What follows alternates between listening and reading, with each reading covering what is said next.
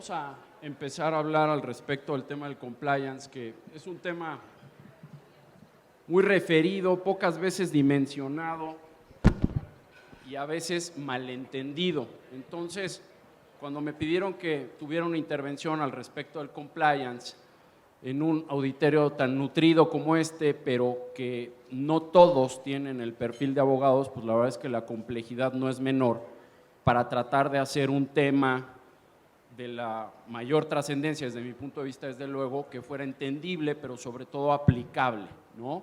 Entonces trataré, y espero lograrlo, el que no sea una intervención aburrida y que podamos dimensionar el alcance al respecto de lo trascendental que tiene que ver el compliance, y no nada más en una empresa de autofinanciamiento, en todas las empresas, ¿no? Entonces, les ruego por favor que pongan mucha atención, ¿sí? No se preocupen, no estoy dando clases, no los voy a reprobar esta tarde, ¿no? Pero hay malas decisiones en la vida, ¿sí? Y las malas decisiones en la vida tienen consecuencias, ¿sí? Seguramente a alguien le pareció muy buena idea lo que estamos viendo en la pantalla, ¿sí? Y no dudo que a más de 3 les haya encantado.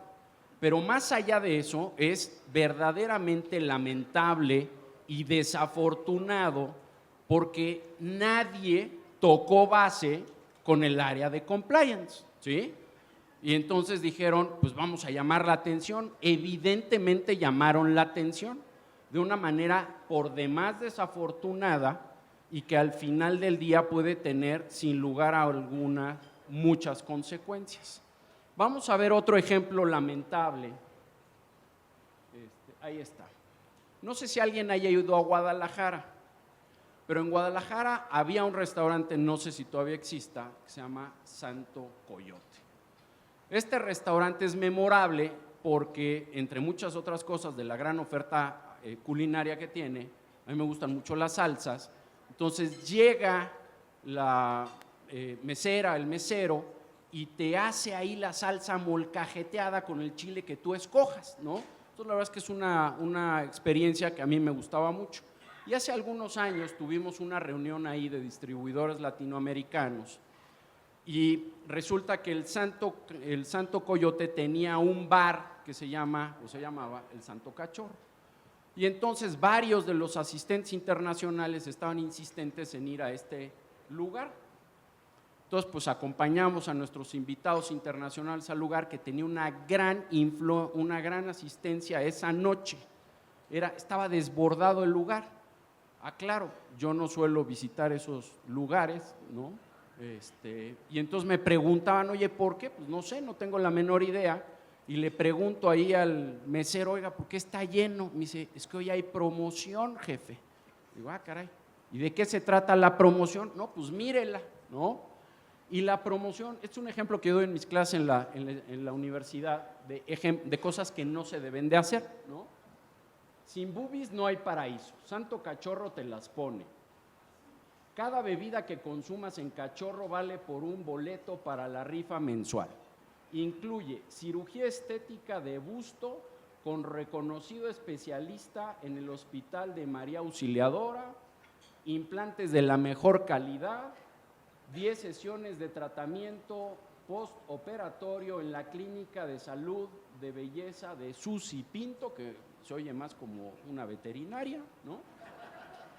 Válido de martes a sábado, todas las bebidas participan, ¿no? Me parece terrible, terrible. Había escuinclitas menores de edad, seguramente que sus papás no sabían, ahí estaba. Otro ejemplo espantoso de una pésima idea, que no tocaron base con compliance, ¿sí? Porque esto sin duda alguna tiene efectos mucho más allá de los reputacionales, mucho más allá de los reputacionales. Y vamos a empezar ahora una historia por el final, ¿sí? Esta historia es una tragedia y seguramente se deben de acordar, es verdaderamente una tragedia. No sé si me ayudan ahí poniéndole play, por favor.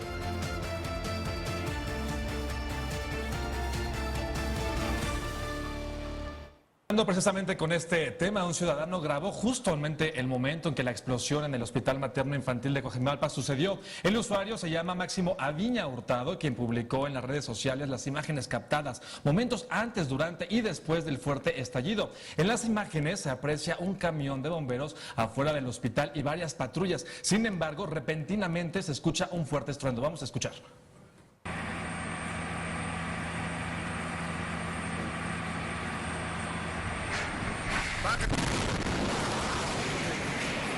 Listo, Jesús.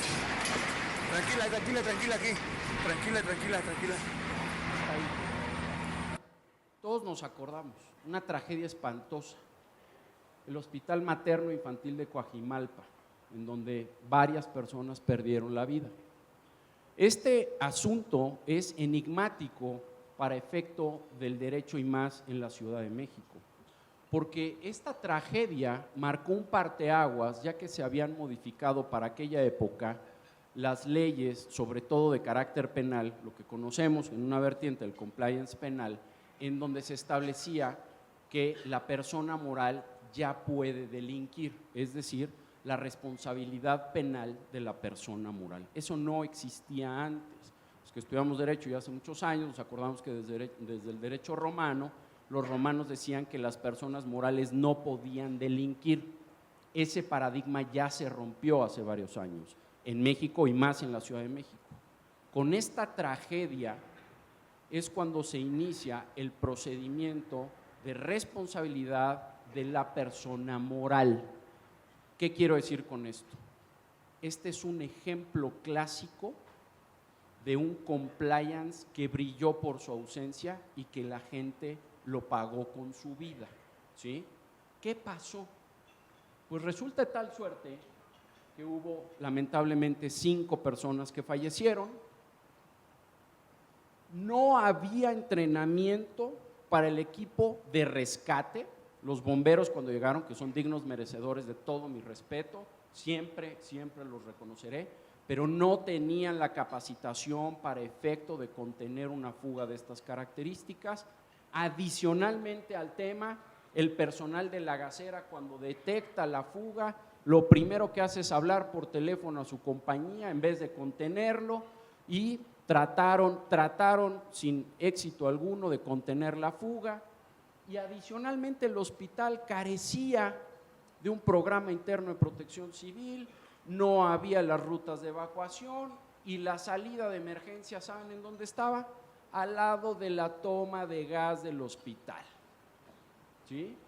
Entonces se van sumando una serie de situaciones lamentabilísimas que acaban en tragedia, pero no solo eso, sino que la fuga estuvo activa entre 18 y 20 minutos. Ese hospital se podría haber evacuado en 10 si hubieran aplicado un procedimiento que no dominaban, ¿sí? Y lo peor es que al final del día hubo personas que perdieron la vida y hubo muchos lesionados, ¿no? ¿Cuál es el tema aquí? Esta pipa ya había sido reportada por las tripulaciones previas manifestando que percibían un olor a gas y que había una fuga. Y así lo dejaron en las bitácoras. ¿Y qué decían las bitácoras? Pues ya lo corregí, ya me lo revisamos, no pasa nada, todo está bien, ahí lo arreglamos. Lo que estamos viendo aquí es lo que dice el peritaje después del accidente. La fractura fue causada por la fatiga de los tornillos debido al mantenimiento deficiente, lo cual propició el derrame y vaporización del combustible formado por una nube que, debido a las propiedades físicas del gas LP y a la inclinación del terreno, se introdujo en las instalaciones del hospital. 2 válvulas de ellas simplemente carecían de elementos internos como resortes, vástagos o diafragmas, y la válvula de cierre rápido también presentaba atascaduras por pedazos de sellos ajenos a la misma. Esas últimas líneas que dicen, lo arreglaron a la mexicana. Le pusieron un chicle, un cable, Durex y Dios te agarre confesado. ¿Sí? Este es un ejemplo doloroso, pero que ojalá nos sirva para abrir los ojos, que el compliance tiene una razón de ser y no nada más es el de evitar multas o el de evitar un riesgo reputacional. En este caso fue el de evitar pérdidas de vidas y personas que quedaran con secuelas a lo largo de su vida. Y el tema es importante porque me parece que si dimensionamos una tragedia de estas características y lo aterrizamos a todo y cada uno de los procesos que llevamos en las empresas, podemos darle el valor que requieren. Porque no evado que tenemos una lucha permanente entre las áreas comerciales y las áreas de compliance.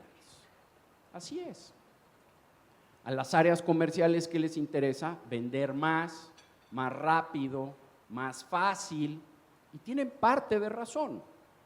Pero ¿qué les interesa a las áreas de compliance? Pues el cumplimiento, la observancia, y no lo veamos como el requisito obsoleto, burocrático, absurdo, doloroso y sin razón de llenar formatos a lo tonto.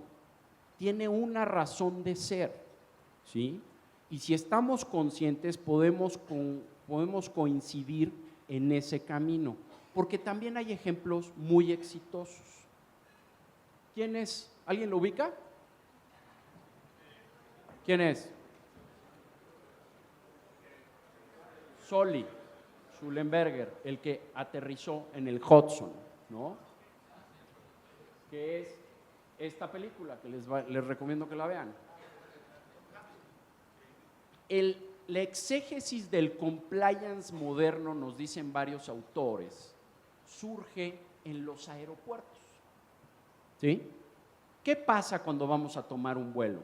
Pues tengo que tener mi pase de abordar con anticipación, tengo que documentar mi maleta que no puede exceder de determinadas dimensiones ni de determinado peso. Adicionalmente me tengo que identificar antes de pasar a las zonas seguras, tengo que pasar por un arco detector de metales, que no lleve yo baterías, bebidas en un contenido mayor a 100 mililitros, tengo que estar en la sala de último embarque con la anticipación debida, van a subir por orden de prelación a la cabina Premier, después la cabina turista, y después de que estemos subidos en el avión nos van a dar una plática al respecto de que si hay una descompresurización, cómo van a bajar las mascarillas, cómo debo de utilizar el cinturón de seguridad, si estoy sentado en una ventanilla de emergencia debo de tener la capacidad de maniobrarla, entender las instrucciones, adicionalmente no podré fumar, no me puedo parar cuando el avión va a aterrizar,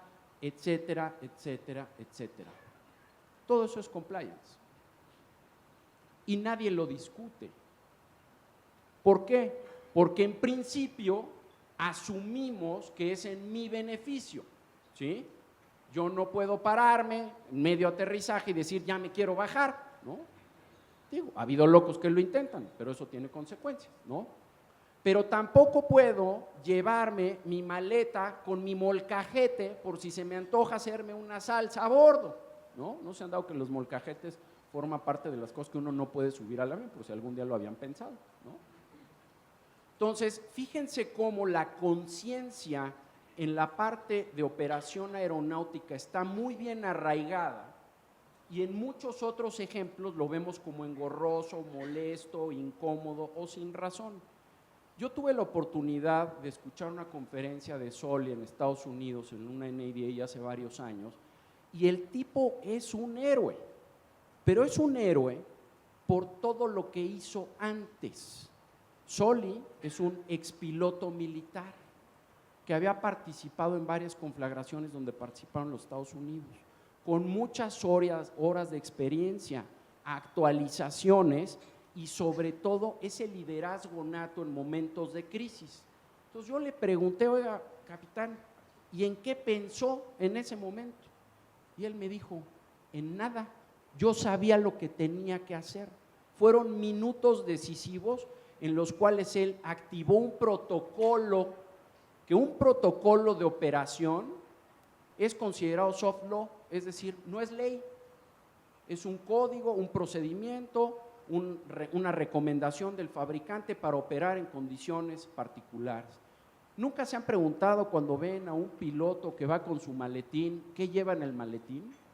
Pues lleva los manuales del avión y lleva su iPad en donde lleva las cartas de aeronavegabilidad. Pero en los manuales del avión le dice, si a usted se le prende el botón rojo, tiene que hacer una metodología de descarte con el botón azul, amarillo y verde. Pero para eso tienen un entrenamiento permanente, que son las capacitaciones.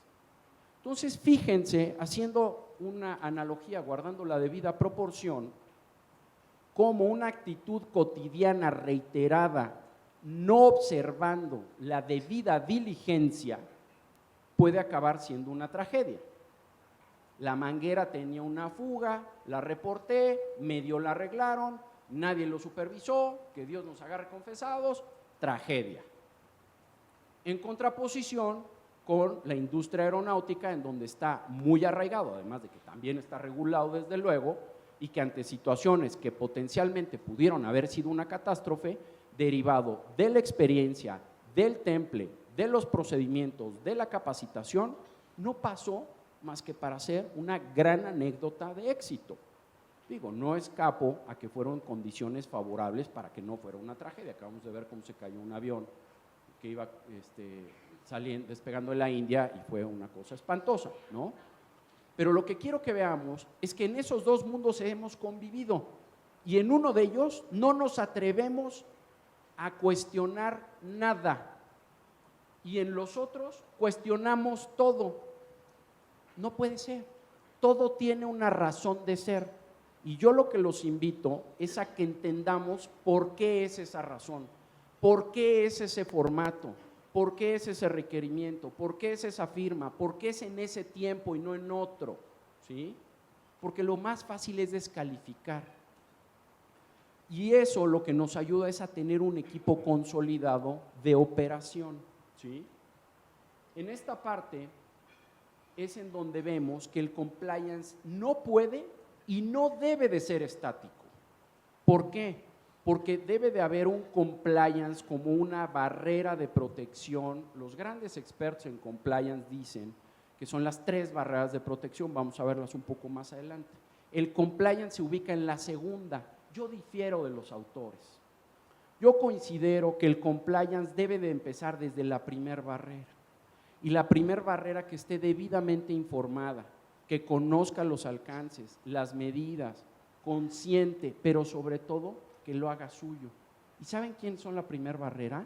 Todos ustedes, los que no son abogados, todos los de las áreas comerciales, todos los vendedores, todos los asesores, porque son la primera barrera, son los que están en la trinchera y los que nos ayudan a los que somos abogados y en las áreas de compliance a informarnos de situaciones atípicas que pudieran estar ocurriendo. Oye, llegó un cliente de estas características y resulta que se está identificando con este documento que no conozco o me está manifestando esto que no me hace sentido. Por eso el compliance tiene que ser dinámico y lo tenemos que ir ajustando.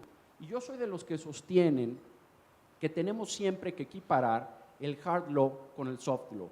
El hard law es la ley, el reglamento, la regla de conducta general, abstracta e impersonal. Y el soft law son los códigos de conducta, de ética, procedimientos, lineamientos, deben de ir emparejados, porque si no, esa disociación no nos va a llevar a buen puerto. Y tenemos que ajustarlo a la operación para efecto de que no genere trámites o barreras innecesarias. También debemos de estar abiertos a si se puede eficientar o se pueden hacer más claros, más expeditos o menos engorrosos, tenemos que transitar hacia allá, ¿sí? Pero necesitamos interactuar, porque ¿cuál es la finalidad del compliance?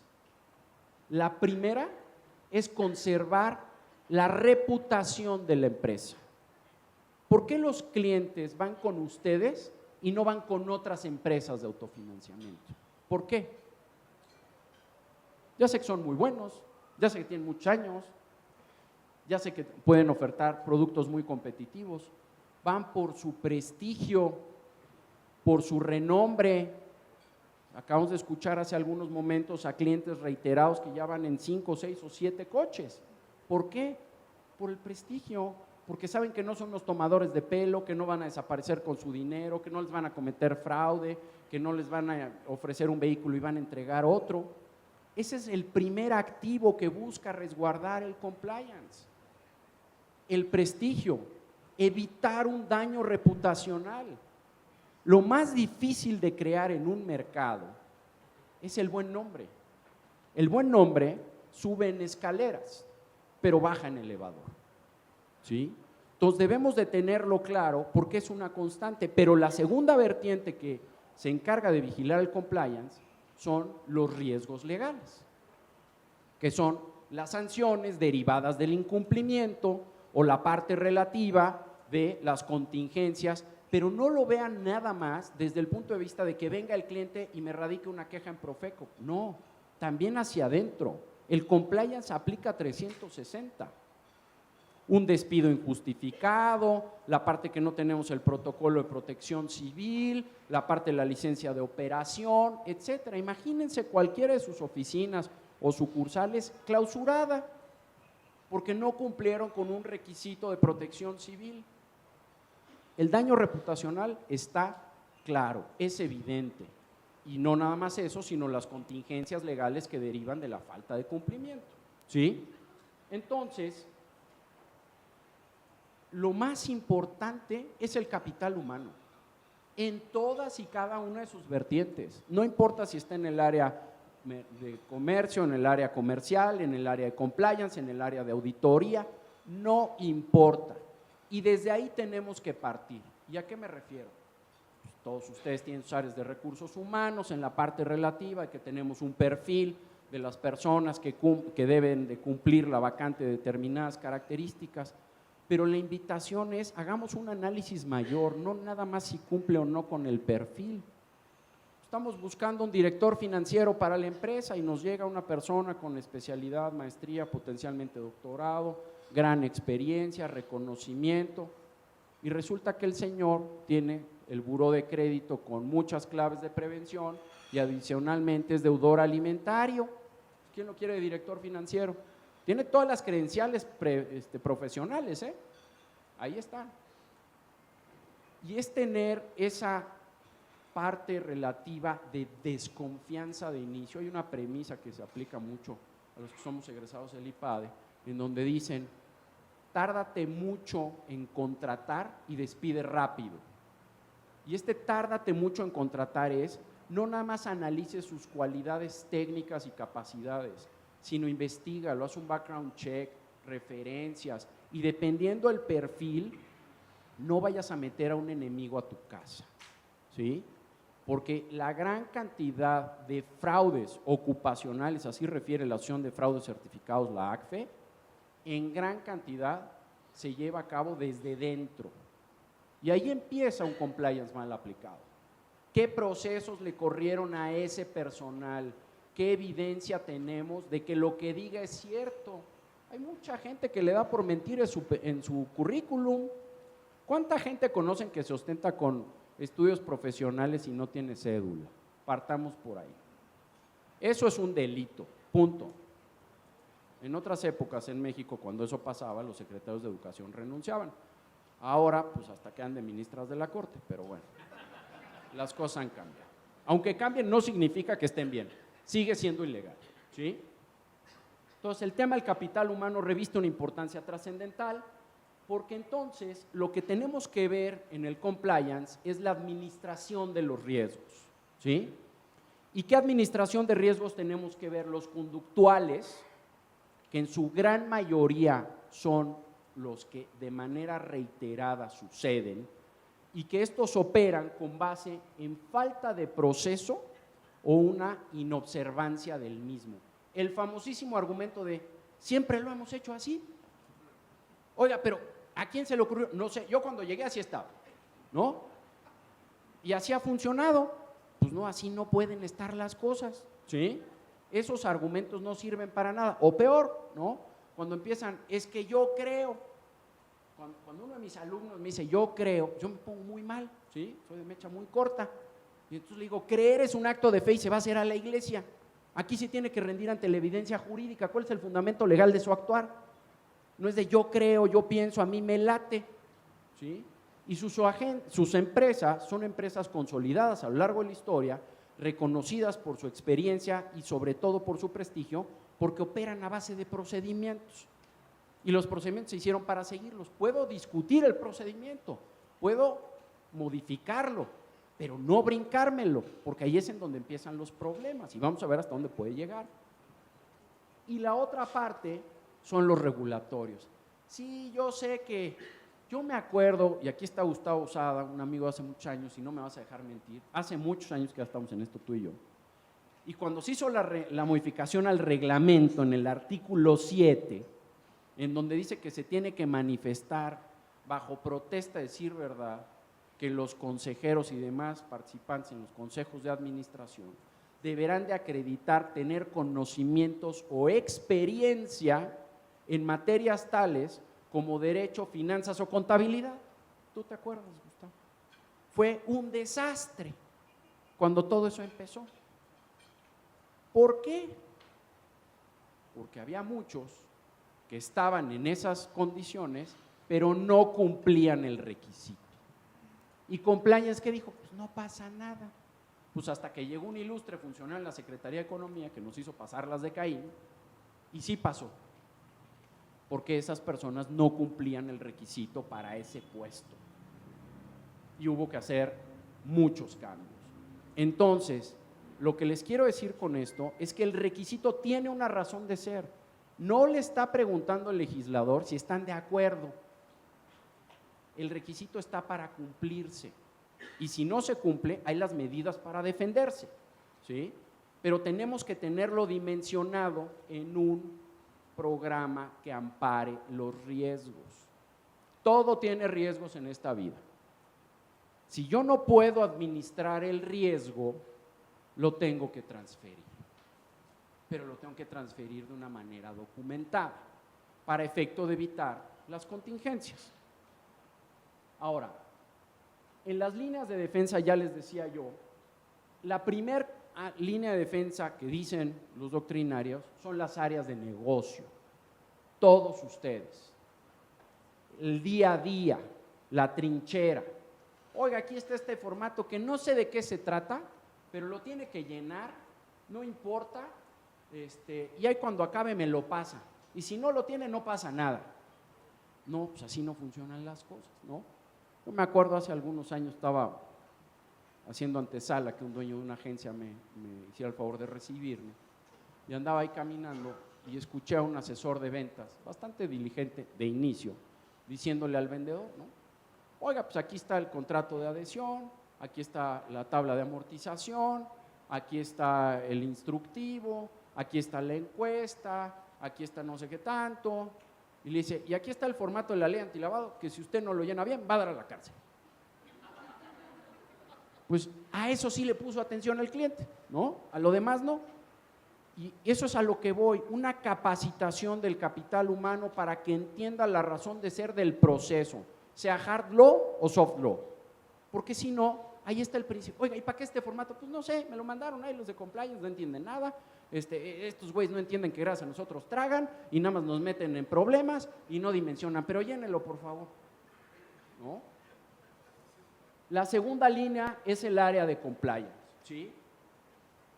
Y yo siempre les digo a los de compliance, tienen que ser los más odiados en su empresa. Que los odien, pero que los odien de a de veras. ¿Y eso qué genera? Eso genera en la práctica un temor reverencial, ¿sí? ¿De qué? No, mira, ni vayas con este güey, ni vayas con las curas, no, es un cuadrado, no entiende, y si no cumples, no te da el visto bueno, ¿no? Porque es muy sencillo, en los temas jurídicos es como las mujeres, con todo respeto. O está embarazada o no está embarazada. O cumple o no cumple, no hay mujeres medio embarazadas. No hay expedientes que medio cumplen, o no cumplen, ¿no? Y lo digo con todo respeto porque ya están haciendo caras ahí mi equipo, Y luego me dicen que soy muy agresivo en mis ejemplos, ¿no?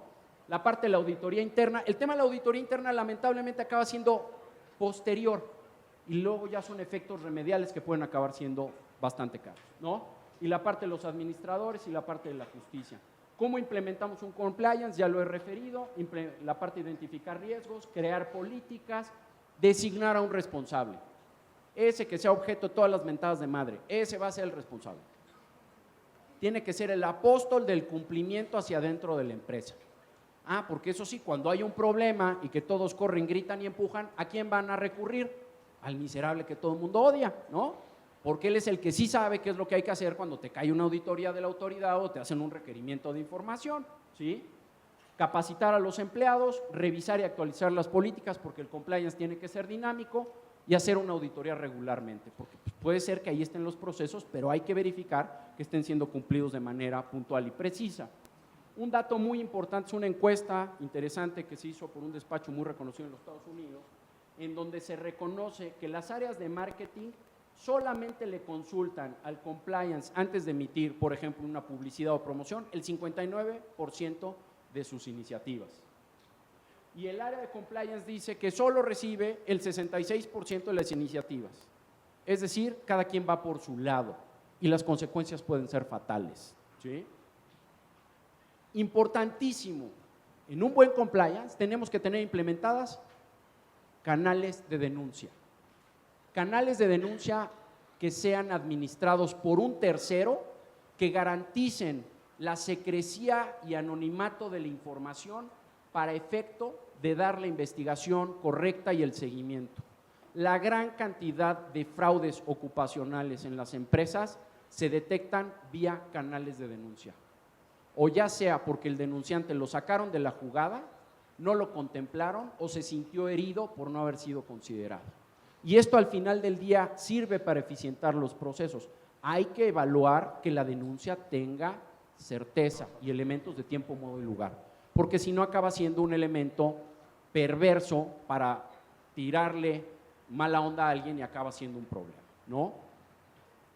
La vinculación a la cual ya me he referido, el hard law y soft law, que tienen que ir de la mano, sobre todo con políticas y procedimientos, pero aquí está la parte fundamental.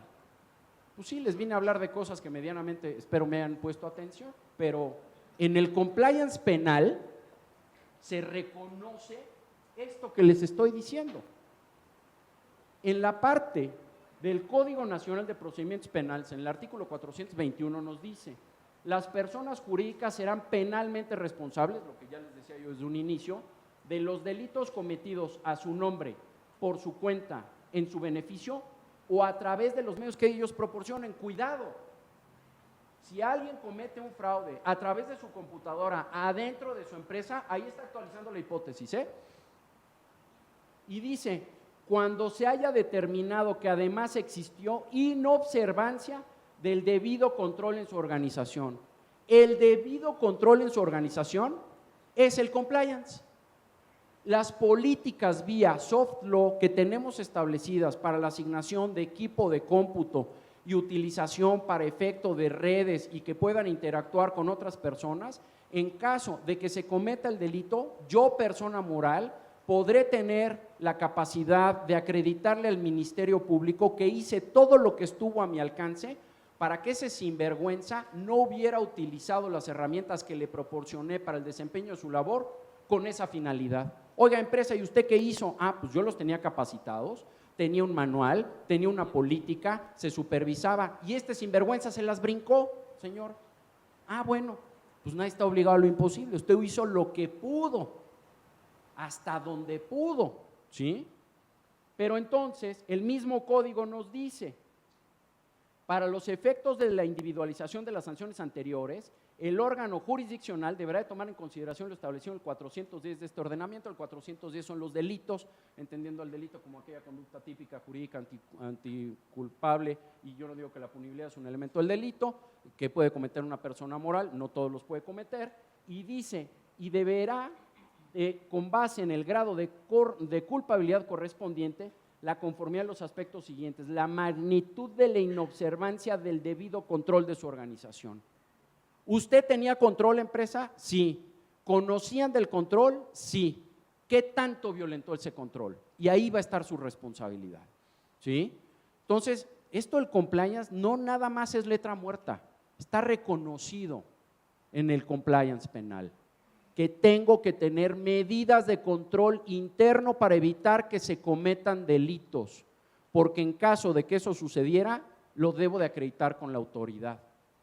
Y por último, en el Código para el Distrito Federal 27 quintus dice, serán circunstancias atenuantes de la responsabilidad, es decir, ya te agarramos, está sujeto a una carpeta de investigación, la persona moral o jurídica que de haber realizado con posterioridad a la comisión del delito las siguientes conductas, establecer antes de la etapa del juicio oral, es decir, hay una carpeta de investigación y todavía no se está judicializando la carpeta, que la persona moral diga, acabo de establecer medidas eficaces para prevenir y descubrir los delitos en el futuro, es decir, ya me pegaron, pero mire su señoría, antes de llegar a la judicialización, en la etapa de la carpeta, inmediatamente implementé medidas y procedimientos para que este tipo de situaciones no vuelvan a suceder.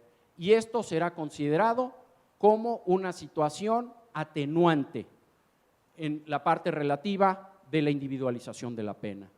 Yo hasta ahí dejo mi intervención, espero que haya sido de utilidad, hay que tomarse las cosas en serio. Muchas gracias.